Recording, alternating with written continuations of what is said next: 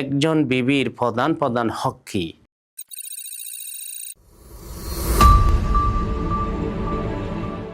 আসসালামু আলাইকুম ওয়া রাহমাতুল্লাহি ওয়া বারাকাতুহু। ইন্নাল হামদালিল্লাহ ওয়াসসালাতু ওয়াসসালামু আলা মান লা নাবিয়্যা বা'দা, আম্মা বাদ। সুপ্রিয় দর্শক, মানাহিল টিভির পক্ষ থেকে আপনাদেরকে স্বাগতম। আজকে আমি একটি বিষয় নিয়ে আলোচনা করব, একজন বিবির প্রধান প্রধান হক কি।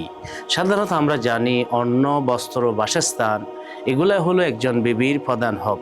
কেননা রাসূল সাল্লাল্লাহু আলাইহি ওয়াসাল্লাম বলেছেন, আইয়ুতিমাহা ইযা তাইমা, সে যে খাবার খাবে সেই বিবির জন্য সে খাবারের ব্যবস্থা করবে।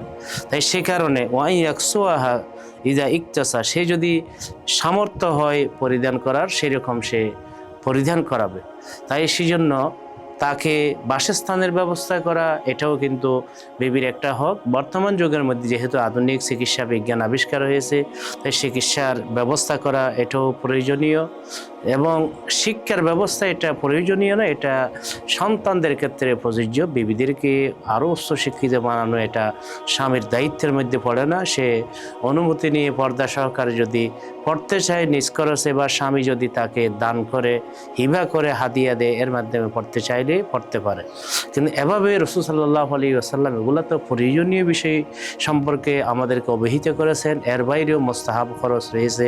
তাহসিনাতের জন্য তার জন্য খরচ করা যাবে, তার প্রসাধনীর জন্য তার জন্য খরচ করা এটা মুস্তাহাব পর্যায়ের মধ্যে পড়ে। ফরজ যদিও বা সেটা ফরজ এবং ওয়াজিবের ক্ষেত্রে পড়ে না। তাই একজন বিবিকে ফরজ ওয়াজিবেরটা তো অবশ্যই ফরজ, এবং সে ধনী হলেও ফরজ, গরিব হলেও ফরজ। কারণ ধনী হলেও তার বিবির খরচ বহন করতে হবে, গরিব হলেও বহন করতে হবে, কিন্তু প্রসাধনী বা আরও আরামায়েশের জন্য সেগুলো ধনী হলে সেটা মুস্তাহাব। কিন্তু এক্ষেত্রে বিবির অবস্থা দেখা হবে না, এক্ষেত্রে দেখা হবে স্বামীর অবস্থার উপর। স্বামী যেরকম যে অবস্থায় থাকবে, স্বামী ধনী হলে তাকে ধনীর খরচ দিতে হবে, আর স্বামী যদি গরিব হয় তাহলে গরিবের খরচ দিতে হবে, আর স্বামী যদি মধ্যবিত্ত হয় তাহলে মধ্যবিত্ত খরচ স্ত্রীকে দিতে হবে। এবং সাথে সাথে আরও অন্যান্য প্রয়োজনীয় বিষয় যেগুলো তার একান্ত দরকার হয় সেগুলো দিতে হবে। আর বাইরে দেওয়াটা মুস্তাহাব পর্যায়ের মধ্যে পড়ে। আর মুস্তাহাবের পর্যায়ে যেগুলো তাহসিনাতের অন্তর্ভুক্ত না, বিলাসিতা, সেগুলা ইসরাফের অন্তর্ভুক্ত হয়ে যায়। কোরআনে আল্লাহ রাব্বুল আলামিন বলেছেন, কুলু ওয়াশরাবু ওয়ালা তুসরিফু, খাও পান করো, ইসরাফ করো না। তো এই সাজসজ্জা ইত্যাদি এগুলো দুনিয়াবী বিষয়, এগুলো যদি অতিরঞ্জন করা হয় সেগুলা ইসরাফের অন্তর্ভুক্ত হয়ে যাবে।